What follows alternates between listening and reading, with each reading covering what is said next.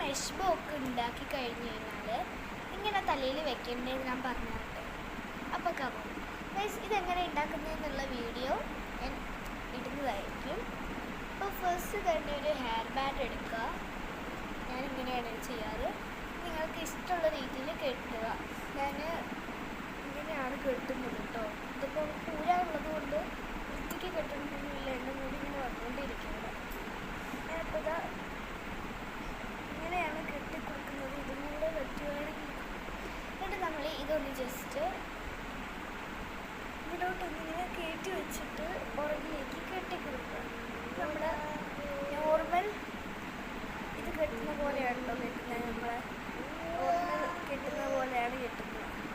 റിബൺസിൽ സ്വന്തമായിട്ട് കേക്ക് വയ്ക്കാം.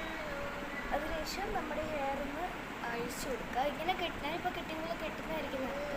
എന്നിട്ട് നമ്മൾ വേണമെങ്കിൽ ഒന്ന് ചെയ്ത് കൊടുക്കുക കേട്ടോ. അപ്പോൾ നല്ല രസം ഉണ്ടാകും. നമുക്ക് കറക്റ്റായിട്ട് വെക്കാൻ പറ്റും. ഇങ്ങനെയും വയ്ക്കാം, വേറെ രീതിയിലും വയ്ക്കാം. ഇഷ്ടപ്പെട്ടെങ്കിൽ ലൈക്ക് സബ്സ്ക്രൈബ്